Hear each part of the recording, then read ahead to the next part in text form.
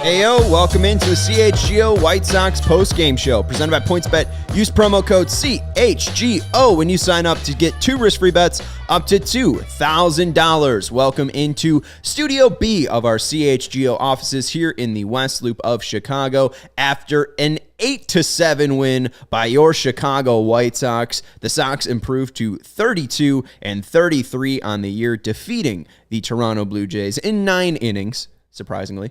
8-7. I'm Sean Anderson, the host of the CHGO White Sox podcast. You can follow me on Twitter at Sean_W_Anderson. Alongside me, as always, is Herb Lawrence. Hello. You can follow him on Twitter at Ecknerwall23. We will have Vinny Duber joining us from Guaranteed Rate Field once he's done talking with the people in the locker room, Tony La Russa, probably Lance Lynn, among others. So we'll have Vinny joining us a little bit later on in the episode. You can find his work at allchgo.com. He just posted a new article because there's some news, Herb. If you haven't been paying attention to the White Sox, Tim Anderson's back. Oh, it's so great, and the shirt says it all. Stick talk. 4 hard-hit balls today, and Stephen Nicholas and I always do our scouting report on Tim Anderson, and we're like, did the pitchers get it? The opposing pitchers apparently don't get it, and neither do the defensive coaches on the other team. He hits the ball right field, guys, a lot, and they're not playing him over there. And then Barrios wanted to throw a ball on the outside corner to Tim Anderson. It's like, just throw the ball to the right fielder and just tell Tim to walk to first, because that would have been better for you, Barrios. Because, I mean, do they not read this scouting report? They must not. Keep on not reading it. Get some of that from Gausman. Get some of that from Mr. What's his name? Stripling. Mm-hmm. Get some of that all day long. Yeah, and with the corresponding move is Yohan Moncada to the IL, which is, disheartening. So you have some greatness in Tim Anderson hitting, I think, 393 OBP, 500 slugging percentage. I said he's the best hitter on the team. You're contending it's somebody else. We'll get to that conversation in a little bit. I got KPWs in the house. Our guy KPW in the house showing his face after the loss. Thank you for being respectful, Connor. It's very big of you, very brave of you to show up after your team got their ass handed to them. But it's 8-7. They came back. He was happy about the Kevin Biggio, no doubter. His first of the year, Kevin Biggio. Also, we had a first of the year for the White Sox. We'll get to that a little later. But my favorite was when you said, what's a Kevin Biggio? I didn't know what a Kevin Biggio was until that happened. Herb called it Slugfest, 8-7. I think we thought it was a little bit high. Yeah, I said 10-9. Yeah. And you said like 11-9. So we expected a high scoring game today. But the big thing, Tim Anderson coming back, and like you said, it feels like nobody reads his scouting report. But Yohan Moncada going to the IL, that's big. And we saw Jake Berger make another error at third base today. Before we get too much into this game and the game action, Yohan Moncada heading to the IL. I know we talked about it in pregame here, but what does it mean for the Sox? And we'll get a little bit of an update from Vinny once he joins us from the G rate. But what's your take on Moncada being on the IL? As I said in the pregame, it's a thing where even probably before this, you can't really depend on Yohan Moncada. When he does come back, you're always waiting for the other shoe to drop. Him and Eloy Jimenez have been getting hurt a lot. And this is, I think, his 3rd trip to the IL this year for Yohan Moncada. Very disheartening, very sad, because I know the player in there is a really good player. And without all these injuries and nagging injuries, he can be his best self. But what can you do when you get a hamstring pull?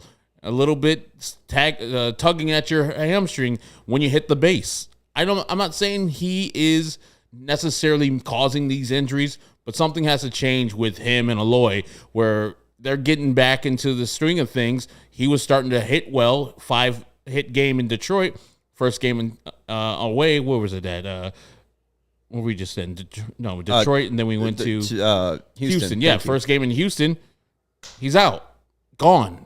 And it's very disheartening because I have said on the show, he's a top 5 third baseman when he's healthy. He's proven me very wrong because he can never stay healthy. The best ability is availability, and he doesn't have it right now. So when he does come back, I'm just waiting for the other shoe to drop. And that's a sad thing for me to say, but reality. That's what happens with Yohan Moncada right now. He cannot stay healthy and stay on the field. They need him and Yasmani Grandal to be as healthy as they can be.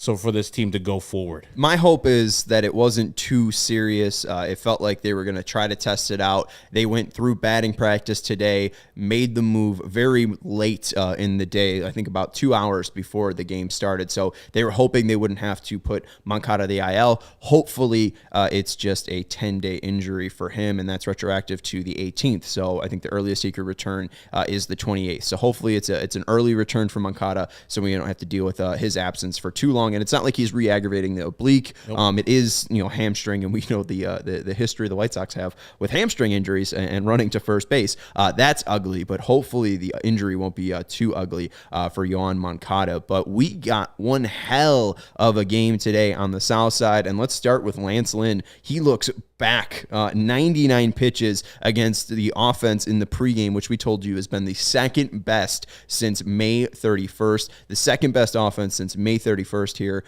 Lance Lynn absolutely, I wouldn't say was dominant, but he looked a hell of a lot better than he did in Detroit. Lance Lynn felt like the third Cy Young finisher last year in 2021. That's what he looked like tonight. Yeah, and we talked about it a little bit in pregame. He ran into some problems early in the game and then bared down and got a lot of hitters out. He was looking like himself. Of course, once he strikes you out, he's going to talk to you. Maybe not directly, but he's going to say some words. Some MF you. He was MFing the umpire for missing a call before. I think it was in the third inning, and then he finally struck out the guy. He pretty much like, yeah, MF this, and you ain't nothing, and, all that stuff. I like it. I like the agitated Lance. That's the best way that I think he pitches, is where he's kind of off, and he's just kind of pissed off at everything. The batter, the umpire, maybe even the catcher behind the plate. We saw it late in that sixth inning where he gave up a hit initially, and then he struck out Vladimir Guerrero Jr. It was no doubt about it. Everybody saw it. We saw it here in the West Loop studios of CHGO. I was like, strike three? Cool. Throw down the second. Make sure we get a strike him out, throw him out. And then I think it's Edwin Moscoso, the home plate catch umpire, did not call strike three. It was clear as day. Almost middle. It was up in the box. It did not miss it. And Lance, for his part, I'm shocked that he didn't get thrown out of that game right that time, because he would have been well within his rights to get thrown out, because you're not calling strike three on a team like the Blue Jays, who had just came back yesterday versus the Yankees down 8-3 to win that game. And they, mounted a comeback in this one. And that was the start of that comeback right there, where the umpire misses the pitch. I have no idea who is the umpire today, but I think it's Edwin Moscoso. I don't think it's Edwin Moscoso. I'm pretty sure it's not him. Edwin Moscoso. I'm gonna look it up. Love you dearly. I'm pretty sure that was not the umpire today. Why do you hate it? You think I'm just making up guys' names? I don't think so, because you're usually pretty damn good with umps, which it was Ramon de Jesus. Same thing. Edwin Moscoso was at second base, sir. He was still in the game. So I'm going to give you credit, Edwin Moscoso. I got to give you credit for knowing who even the second base ump was. Oh, Ramon de Jesus. Lance Barrett, Doug Eddings, those guys are classics. They were at first and third base tonight. But yeah, de Jesus didn't have a great night. That 1K to Guerrero, I mean, that was right down the middle. I was surprised, just like you were, that didn't get tossed out of that game. And that should have been his second strikeout of Vlad Guerrero. It's not like he was going up against some bums today. I mean, Lance Lynn looked phenomenal. It looked like everything was there. It didn't really feel like, last game, it was frustrating where there was a lot of weak contact left and right. It really didn't feel like he was being beat by those, lucky hits that Detroit was getting. When Blue Jays got hits off Lance Lynn, they weren't cheap, and for the most part, it was just Lance making a mistake, and that's what the Blue Jays took advantage of. But outside of that, Lance was fairly perfect. Yeah, his cutter sometimes would just be hanging, and they would get a piece of it, but for the most part, his cutter was filthy, and people in the Blue Jays were swinging either outside the zone or below the zone, because the Lance was on one tonight. It's good to see him back. I wasn't expecting this early him to be back, and I know it's 4 earned runs because of that inning, but three. Okay, he took one away. Would like 6 innings, and I think the missed call by Ramon de Jesus kind of cost him that inning. He would have probably been a little bit better and not thrown the pitch that he threw to Teoscar Hernandez that got off the wall, and then that was the end of his night. He should have been backing up the catcher there too. But that's frustration. I think he would have got to his 6 innings and gave us the quality start that he was looking for. And the part 2 that really burned him was in the top of the 2nd inning. Jake Berger has a ball hit right at him, and he tries to backhand it again. And in the 6th time in 32 games at third base, Jake Berger has made an error, and the next batter, Raimel Tapia, hit a home run. So that really shouldn't have been an earned run right there, because he should have gotten Hernandez out at first. It was an easy, fairly routine play for Berger, and he ends up hurting his pitcher there. I mean, it was a 1-0 game after the first inning. TA got on. Andrew Vaughn drove him in. We're probably going to say that 100 more times for the rest of this year. And then, you just hurt your pitcher right there, not making a routine play. And again, Jake Berger not getting in front of balls to field them is driving me absolutely mad. I don't know if they work on this with him, because it's always and usually him backhanding a ball that he flubs on that one. He just got to get in front of the ball, cradle it. He has enough arm to get the job done. Just frustrating, because we're going to be without Yoan Moncada for at least the next 7 games. So you need to field your position. Errors breathe life into an offense like that. The Toronto Blue Jays offense, you saw immediately one of their hitters, in the middle to bottom of their lineup, Raimel Tapia, who's doing well this year, just crushed that pitch off of Lance Lynn. They make you pay for it immediately. So, yes, we need him to get up to standards. Maybe not Yoan Moncada, but make every routine play. You make an error on a throw, I'm not liking it, but catch every ball that's in front of you. Keep every ball in front of you and then make the throw. It's just not there with Jake Berger. And that's the thing. He has athleticism. He's an above-average runner. He can move his feet a little bit. I think it's just either not necessarily laziness. It's just sticking with the same things that he probably did at Missouri State that got people out.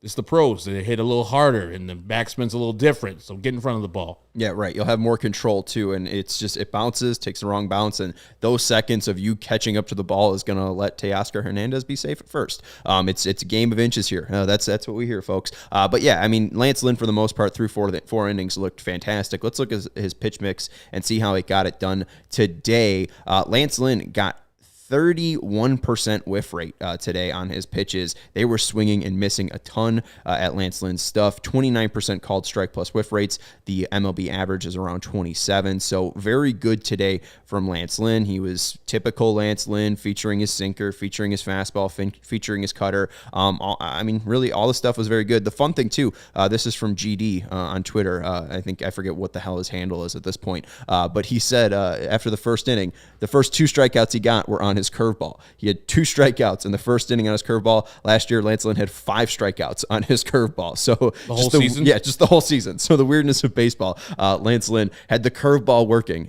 in the first inning. So Lance Lynn, overall, if that's what you're going to get from him from here to the end of the year, and that was something that Vinny Duber said on this show before, Lance Lynn last year ran out of gas. If he's not running out of gas this year, he's able to take this all the way to October. I'm excited. I mean, I know Dylan's been iffy in his last couple outings. I know Giolito has been bad in his last couple outings, but this is what the White Sox needed to see. It might not have been perfect for Lance Lynn, 5 runs, but he did look there, and he looked pissed off, and I love his energy. It's great to see. He's so energetic, and just like you say, and MFing guys as they walk back to the dugout. Can I ask you, do you think that they build off of his energy, like the White Sox build off of his energy, what he brings to the table, because they know he's going to be a fiery competitor, so maybe they think, I got to match that because I know Lance is going to talk to me if I don't, like he talked to Joe McEwing last weekend in Detroit. It's like, hey, if I dog it out here, Lance going to have a word or 3 with me. Yeah, well, I mean, that was they read Lance's lips in the dugout, and he was all pissed off at himself for not, making the pitches he needed to make, and he wasn't upset at the defense or whatever. Like, I think that Lance's energy, it's probably infectious, but it's just tough to see because we don't get so many dugout shots of him actually talking to these guys. I don't know if it's like a silent thing, and we can ask Vinny Duber this. Like, is it a silence thing where, he's just kind of radiating that energy on the mound and in the dugout, and guys pick up on that? But also, it's like TA's returning. So was it TA, or is it just Andrew Vaughn being God's greatest gift as a hitter? I mean, it's really tough to see where it's coming from, but it definitely doesn't hurt. When you can rely on that guy to give you 5 strong innings, and then you just go to Reynaldo Lopez, Kendall Graveman, and Joe Kelly. I mean, that's the ideal outing. So I think at least having consistency and having a strong outing definitely boosts the morale of this White Sox team. Let's go into our little spiel here because we got Vinny Duber joining us from Guaranteed Rate Field. The best way to support CHGO is to download the PointsBet app and use code CHGO when you sign up. If you do that right now, you get 2 risk-free bets up to $2,000. But that's not it. If you make a $50 or more first-time deposit, you receive a free CHGO membership, which unlocks all of our web content, and you'll even get a free shirt of your choice from the CHGO locker. That's $2,000 in free bets, a free CHGO membership, and a free t-shirt from the CHGO locker, all for making more than a $50 first-time deposit at PointsBet. If you have any questions, you can email PointsBet at allchgo.com, and we will help you out. PointsBet's your home for live in-play betting, and it just got even better. If you see an edge in the game you're watching, if your favorite team is primed for a comeback, don't just watch the game. Bet along with the live. There's more live betting, more live markets, and faster live cash outs with PointsBet. You can follow along with your bets the moments they hit and stay in the live action all game long. You can download the PointsBet app right now, and again, use promo code CHGO when you sign up to get 2 risk-free bets up to $2,000.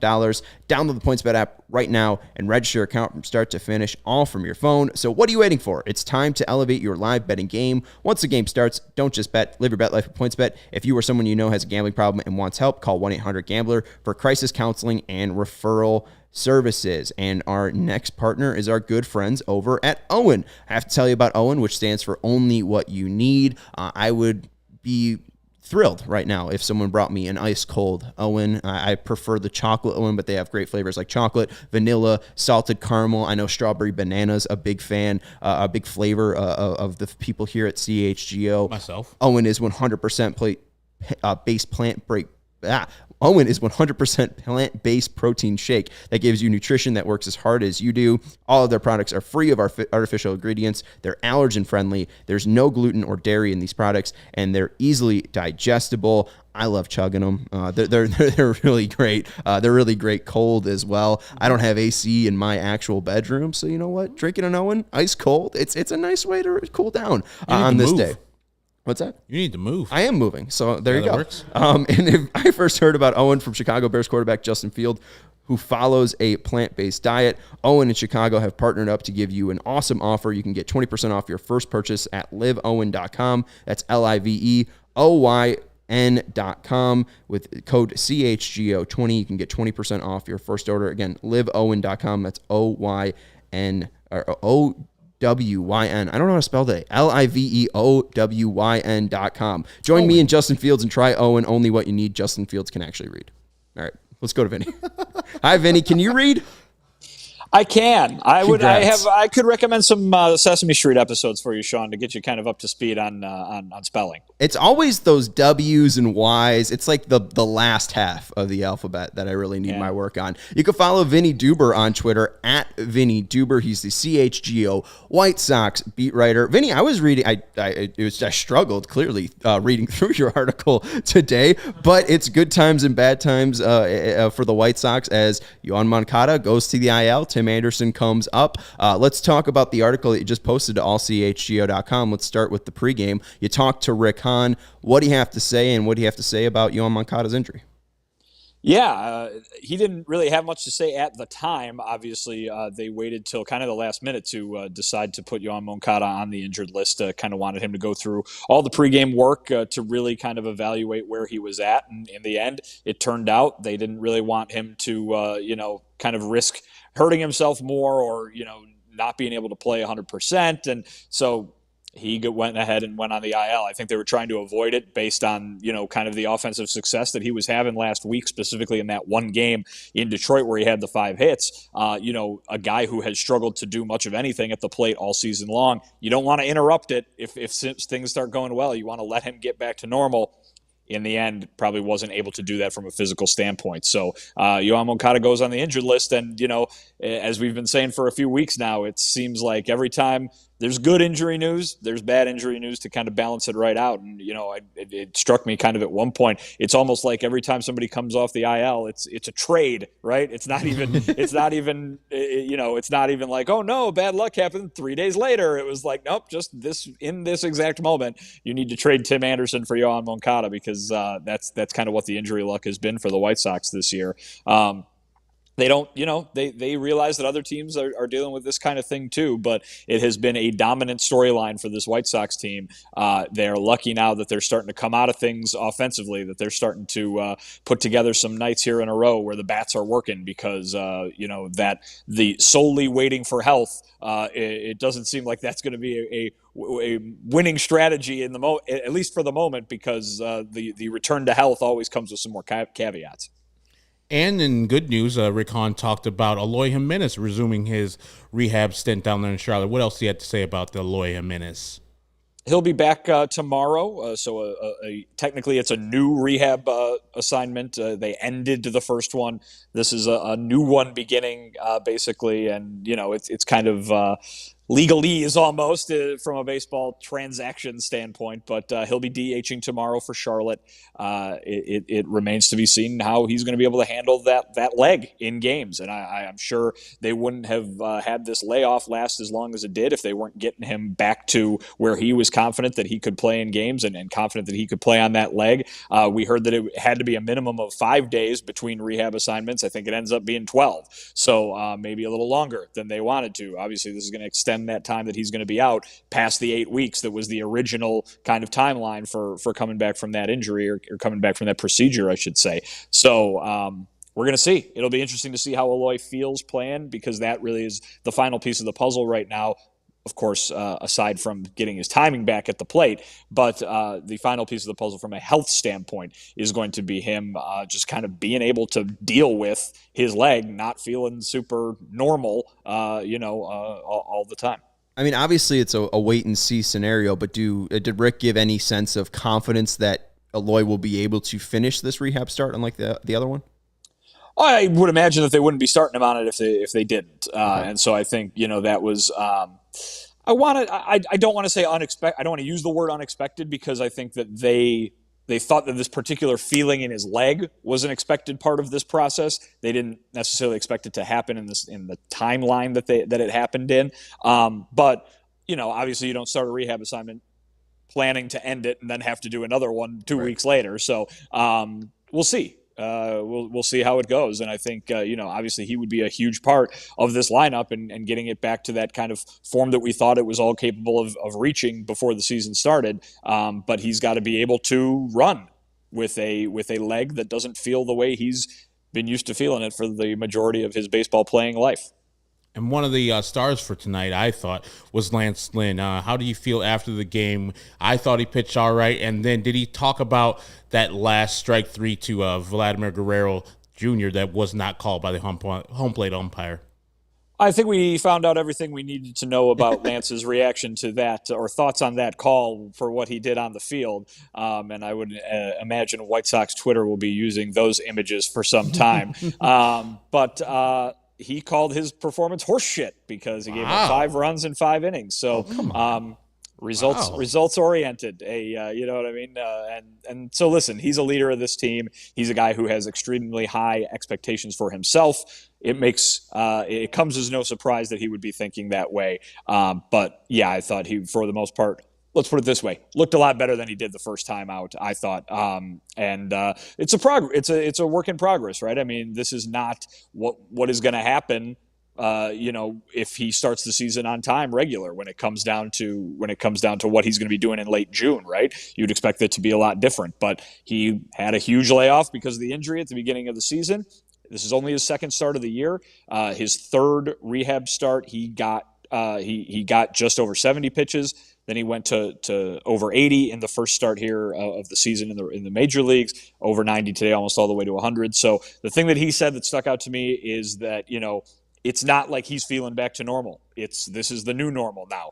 He said he's made 5 starts since his surgery, and he's got to figure out what moving forward, what his new normal is and what feels right from a physical standpoint. He's going to be able to find those results eventually, but he has to figure it out in terms of how he's going to feel and how he's going to be able to pitch going with this kind of new feeling, kind of a same thing we just talked about with Eloy. Did he mention what feels different after the surgery? Because it looked great. I mean, it looked much better than the Detroit outing, and I know that he called it horseshit. I would take 5 innings, especially with the Berger error that added on a runner for that Tapia home run. So did he talk about any of the feelings that are added on post-surgery? So when we talked to Rick Hahn about Eloy Jimenez's injury, he basically said this is a very similar, if not the same procedure that Lance had and that Yasmani Grandal had last summer. And basically what it is that, you have a difference in your tendon behind your knee. If your job involves moving that tendon a lot, moving that knee a lot, you're going to feel different. And apparently, according to what the White Sox were telling us, that it's uncomfortable, right? It's discomfort, and that's what they described it as with Eloy. And he said that both Yasmani and Lance have experienced the same discomfort. They happened to experience it earlier in their rehab process before they went to play games in the minor leagues. And before they started playing games in the major leagues, obviously, Eloy is experiencing it late in that process.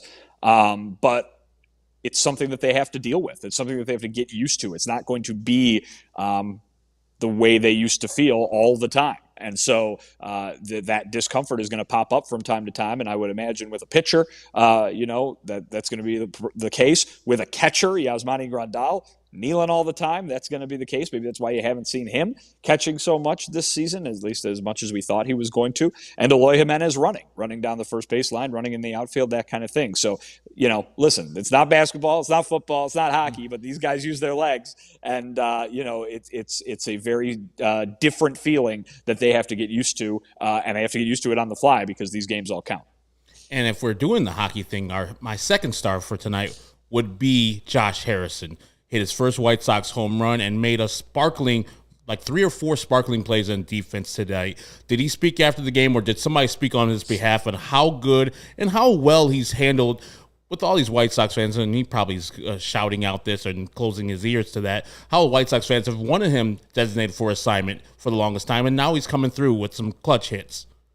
He's been pretty good in June, hasn't he? And yes. I think this is kind of what the White Sox were talking about for so long, and people didn't like hearing this explanation. But you got a lot of guys who have done this before, and guys who have done some very extraordinary things offensively at a very high level. Josh Harrison's been to an All-Star game.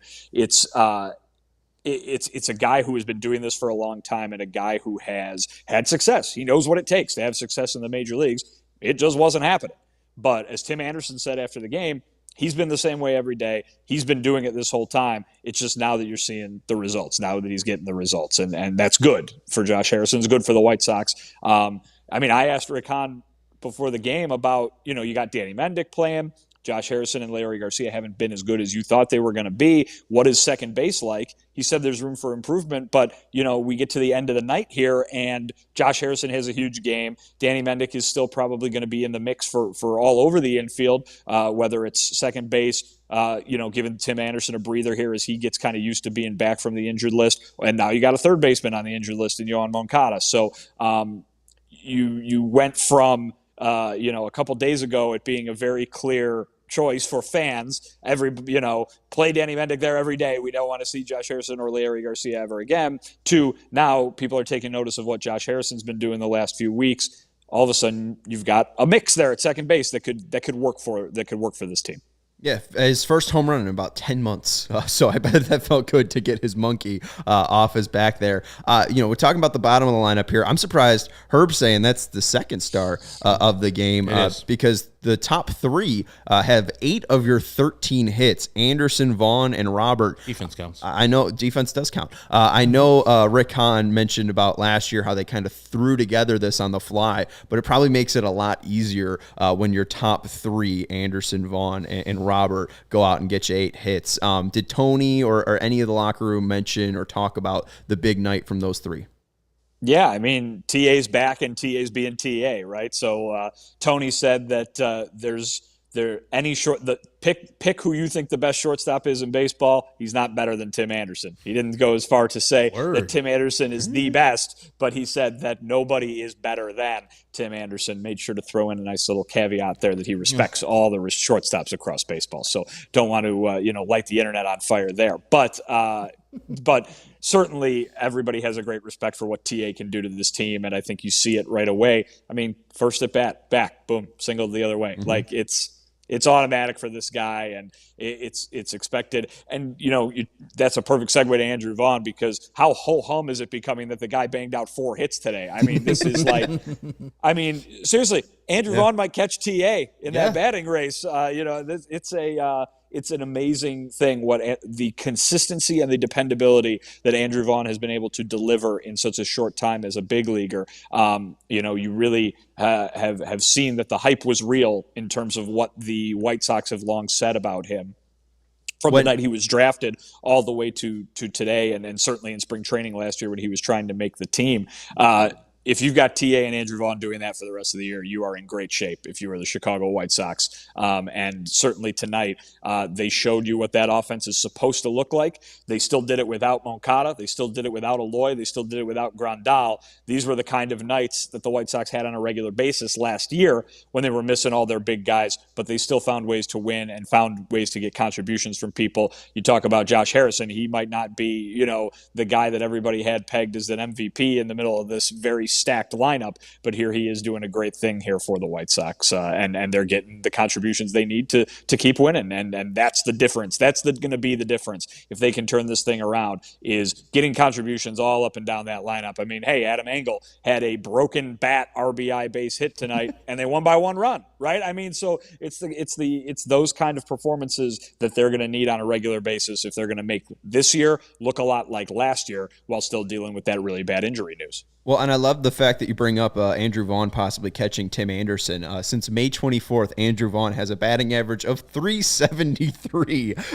Absolutely ridiculous. And the other guy, too, Luis Robert, a moonshot from Luis. That was one of the more impressive ones I've seen from Luis. I don't know where that ranks for you in Luis Robert moonshots, but that's probably one of the best I've seen at Guaranteed Rate Field from him.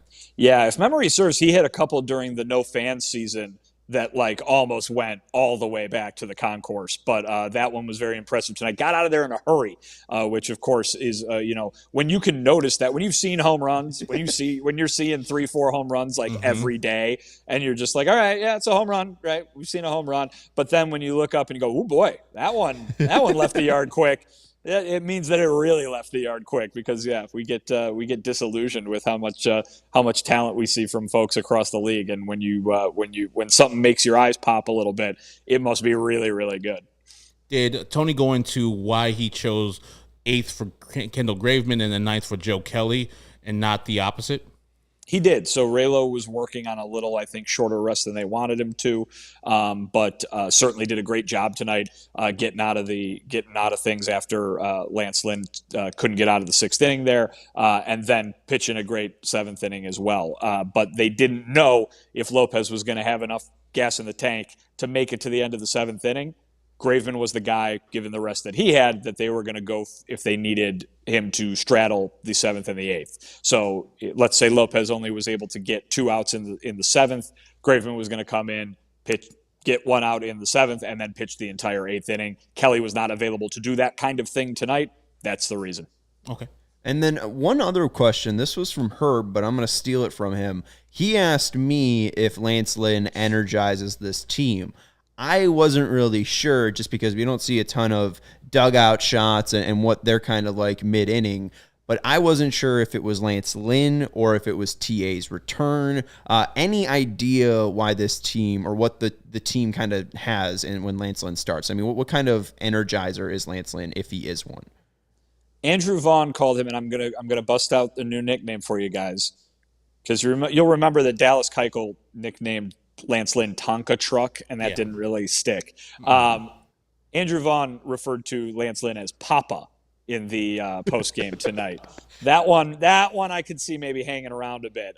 He's a leader, guys. I don't think people quite realize the kind of effect that he's had, particularly on the pitching staff, because, pitchers and position players tend to, be off in their own zones at time. But I think that he has been a blow you away type leadership presence for this team ever since they got him at the beginning of last season.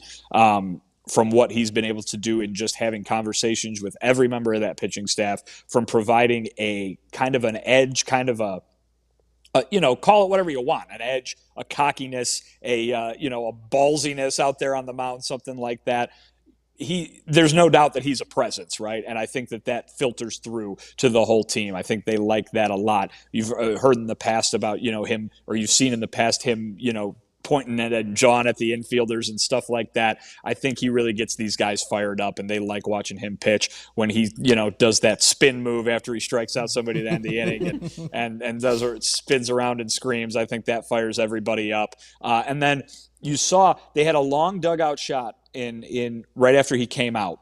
And he's standing next to Johnny Cueto, and he was kind of doing that 1,000-yard stare because he was not happy that he just gave up that double that brought in the couple of runs. As soon as they cut away from that, I looked back in the dugout, and him and Cueto were talking. And I think that's what Lance Lynn does. Is he is a sounding board in the dugout. You're going to catch him having conversations with guys all the time, and I think his presence has been huge for this team. Obviously, there's no other way of putting it, but I think it's a lot of stuff that people don't see because it might be happening in a pregame bullpen session, or sitting in the locker room, or in the dugout during a game when the camera's on the game action, that kind of thing. So do not discount him as one of the most important people on this team.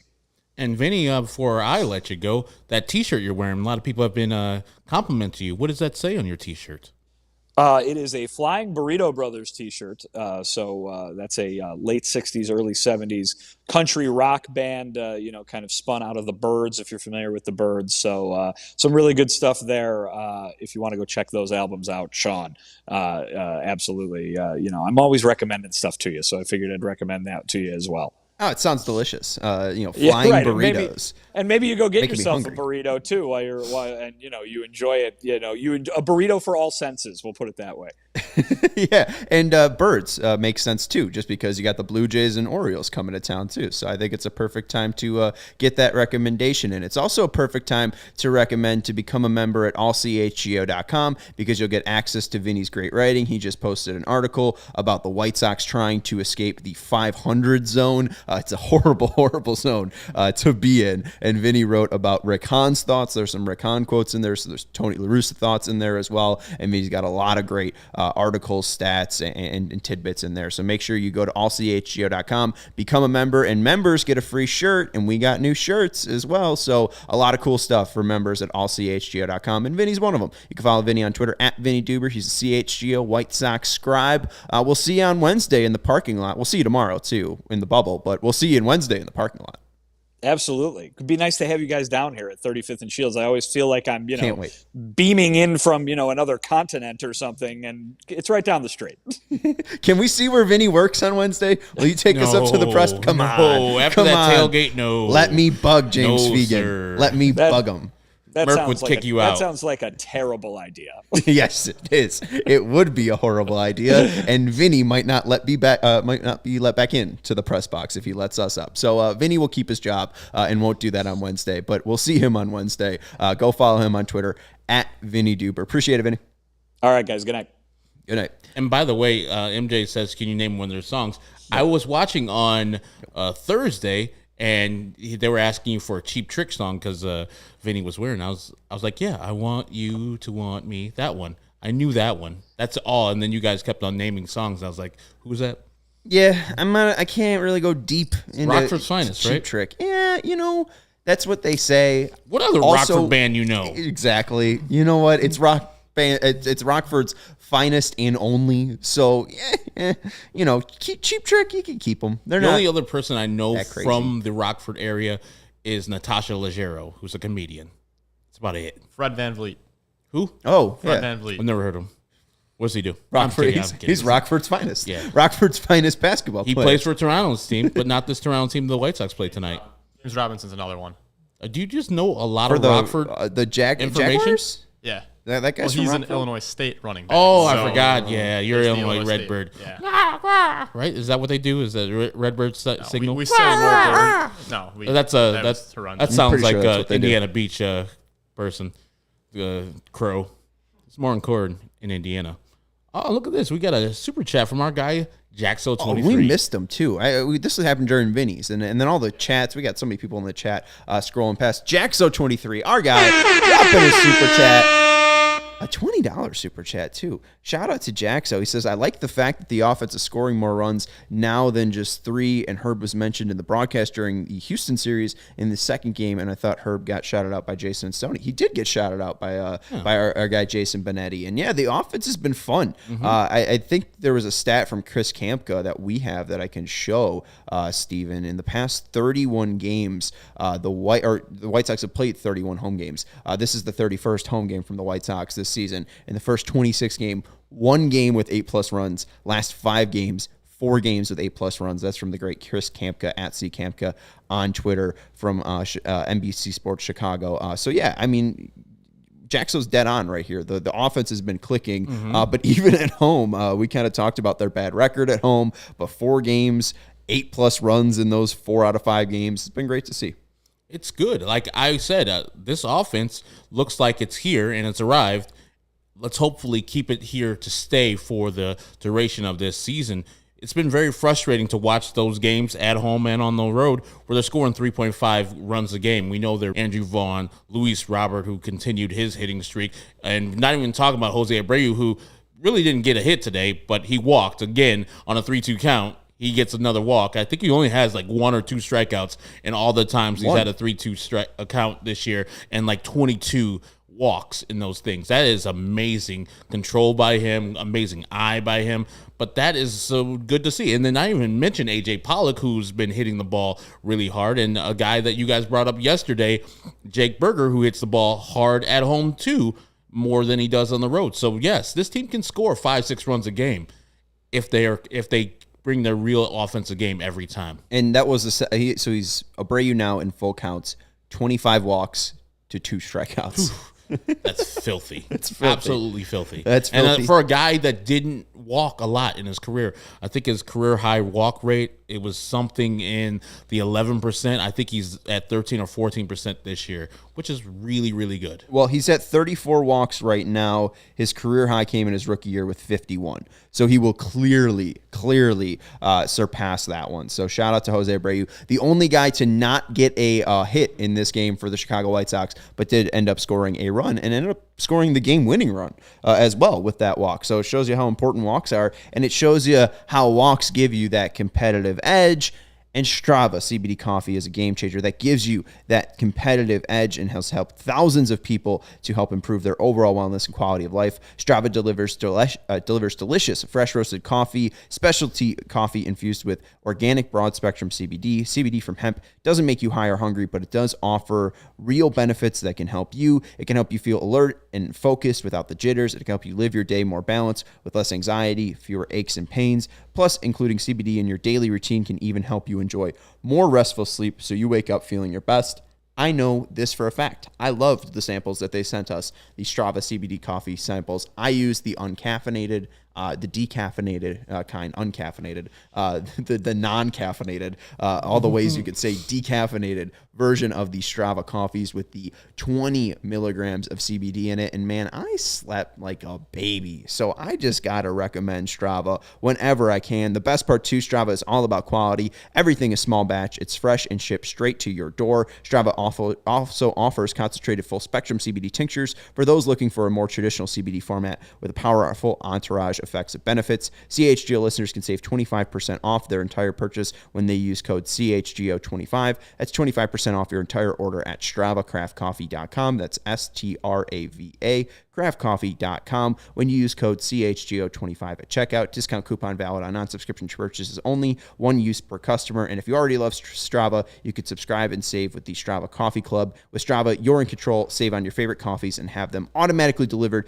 to your home or offices on your preferred schedule. Again, use code CHGO25 for 25% off your entire order at StravaCraftCoffee.com. Hey, Sean. Yeah. Melissa wants to know, can they get someone to help Berger with the D? I think so. He's really got to work on it. He's got to take a lot of long hours to help that out. What are you doing? Give me that prompt. I wanted you to say Reese. You can help him.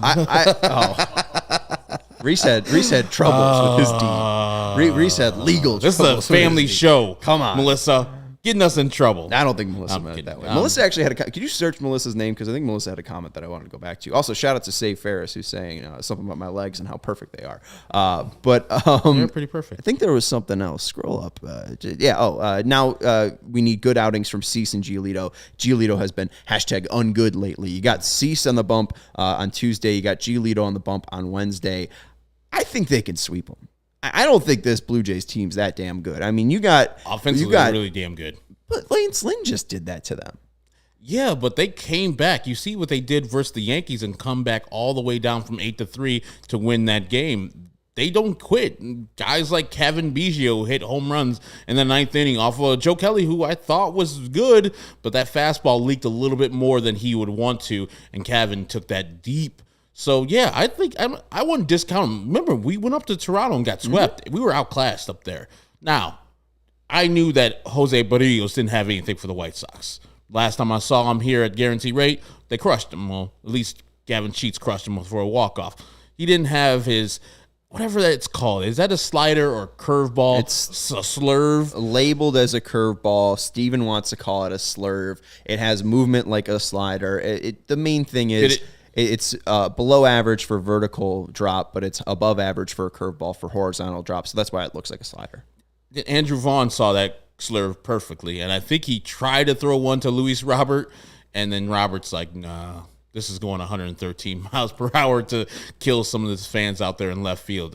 That's what I was worried about. I was like, fans, watch out. Don't even try to catch that ball unless you have a glove because it's coming. It's a rocket. And I mean, Barrios had nothing for the Sox, like you said. It felt like they just knew exactly what was coming. They've seen him too much. And we just saw Kevin Gausman. Gausman's facing off against the Sox tomorrow. Ross Stripling on Wednesday. We saw what Andrew Vaughn did to Kevin Gausman. He wasn't afraid of that shit. He wasn't feared by that shit. It was off a splitter too, right? Right. And he crushed it. He tried to double up on a splitter, and he crushed it for homer. And we talked about that with Jose Abreu learning within the at-bat what you're going to do to him. And Andrew Vaughn is doing that in year 2. Just amazing what he's doing right now. He's going to catch Tim Anderson. I say he is the best White Sox hitter. Now, both average and OPS say that Tim Anderson is the guy, but not for long. Not for long. My man is going to crush, and he's going to hit for average. He's going to hit for power. And you're at the end of the year like, damn, I can't believe I ever doubted Herb saying that Andrew Vaughn was going to be the best hitter. I said this shit in April when they were platooning him with Gavin Sheets. When he was batting ninth. He's batted ninth 3 times this year. Batted ninth 3 times. That guy. Ninth. Steven, I got a request real quick. Unbelievable. Could you go to the DMs? And I just sent you a new graphic, but I got a couple other things. I'm going to have you do like 30 things right now at one time, so I appreciate it.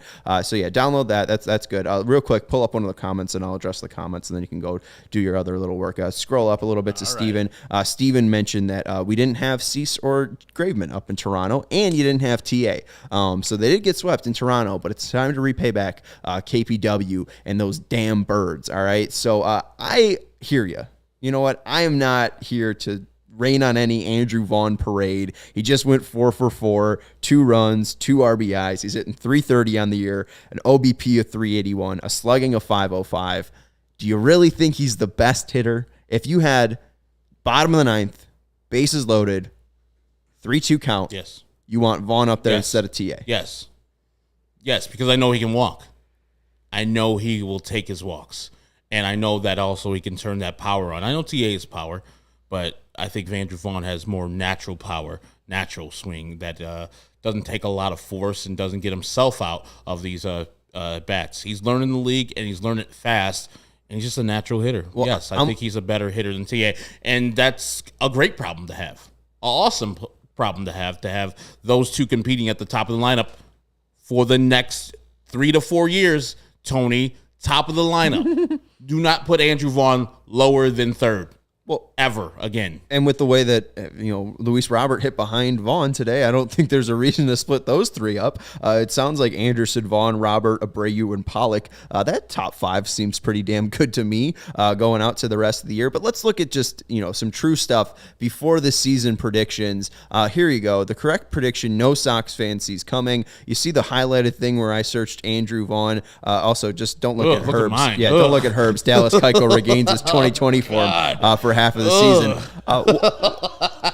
What did this little host say? What did this dumb host say? Andrew Vaughn will be the White Sox second most productive hitter in 2022. We can avoid the behind Luis Robert part. But Andrew Vaughn, I'm not surprised by this. This is not surprising at all. Andrew Vaughn is electric. Andrew Vaughn was electric last year. And the reason why he stopped being electric was because they forced him to be out in right field. Like Rick Hahn said to the media today, they kind of pieced together that team. Andrew Vaughn was a piece together part of that team. He wasn't really supposed to be a large part of that 2021 White Sox team. Then Eloy goes down, and now he's playing right and left field.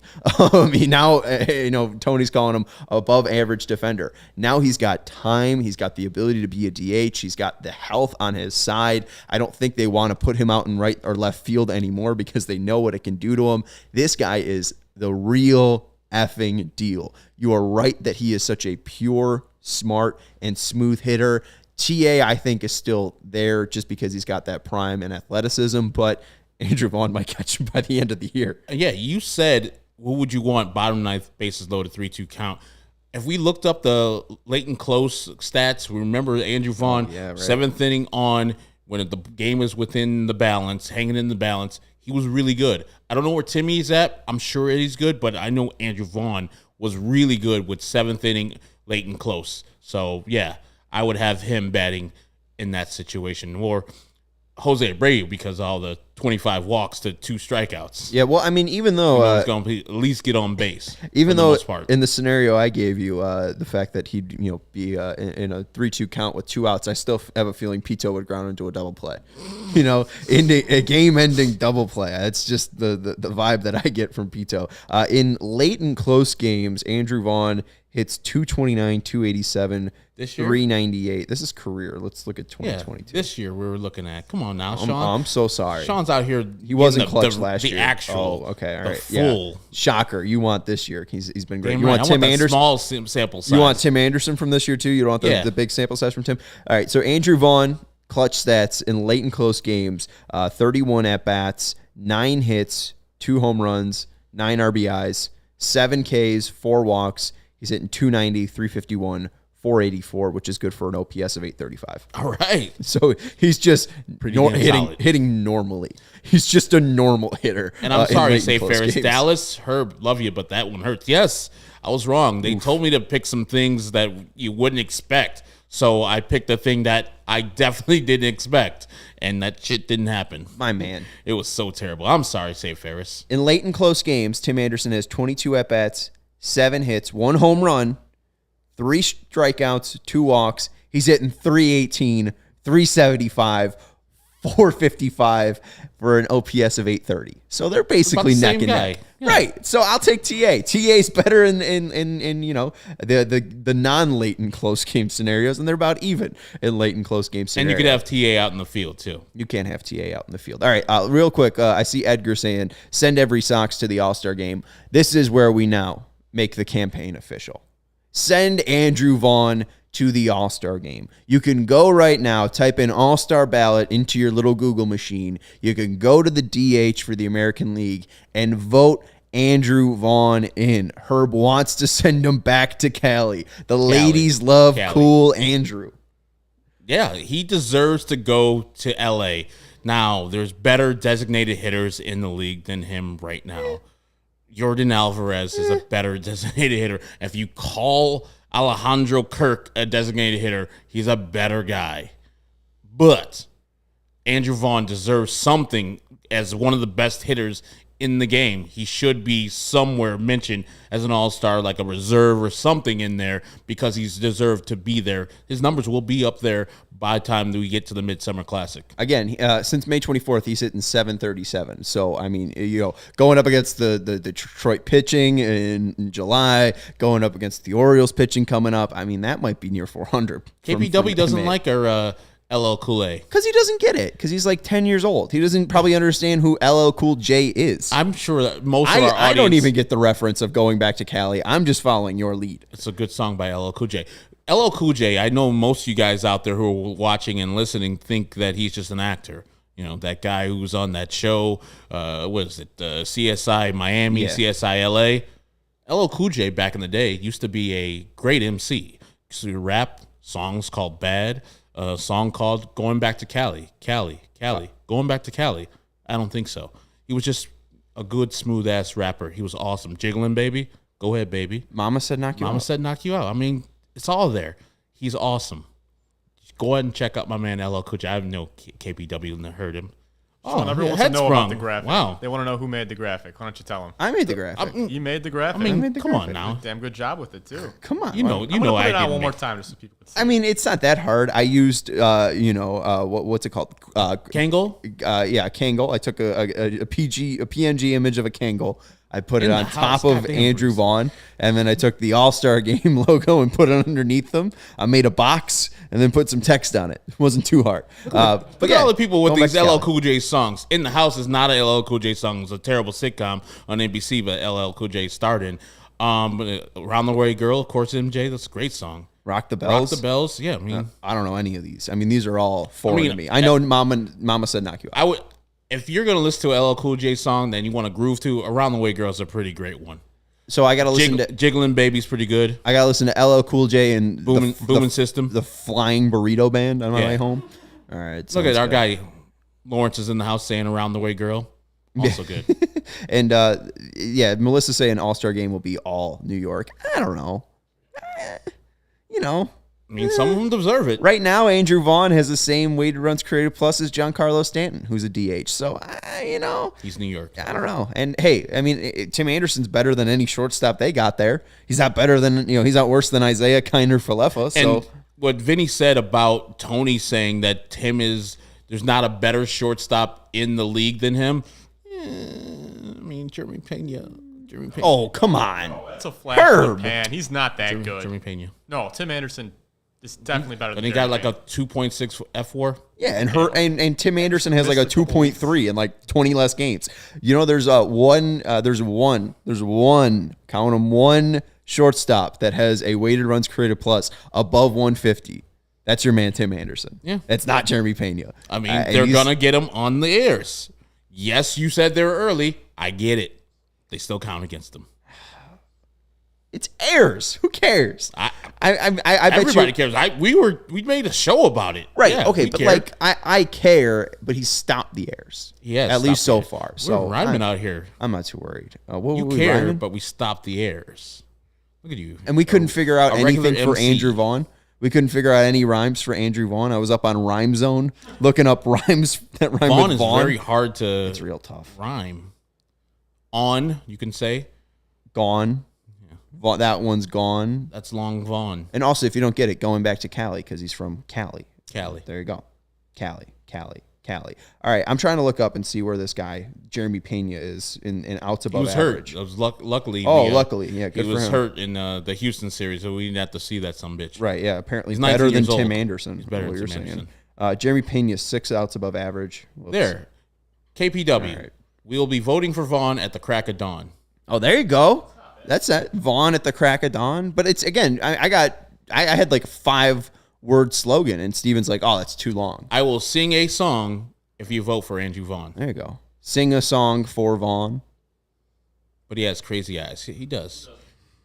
And they're glorious. They're crazy for savings. They're very pretty. That's going to do it for the CHGO White Sox podcast. Shout out to Andrew Vaughn. Shout out to Tim Anderson. Yep. Shout out to Lance Lynn. Cortese. Shout out to Matthew Cortese.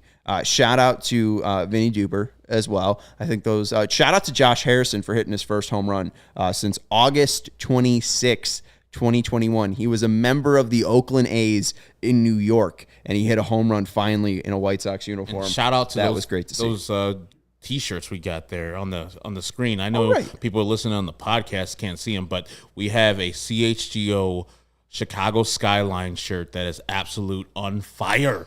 You need to go to all CHGO right now. Right now. Stop doing what you're doing. Pause this right now. Stop it. All right? allchgo.com.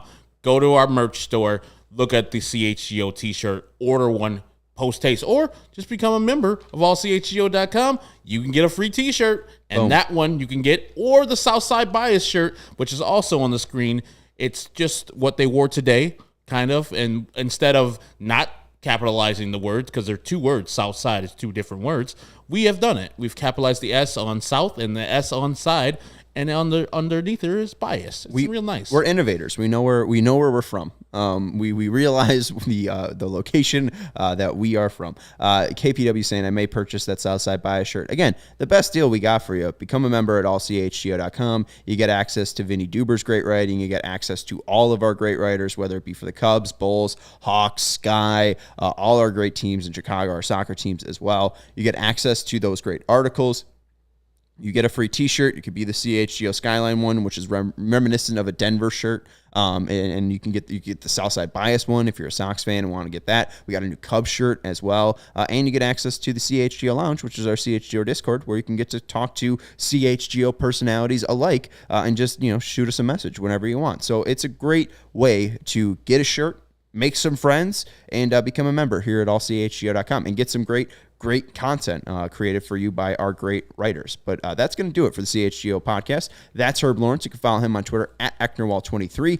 I'm Sean Anderson. You can follow me on Twitter at Sean_W_Anderson. Shout out to Steven Nicholas for producing us, doing a great, fantastic job as always. Edgar saying, how about CHGO hats? Hopefully soon.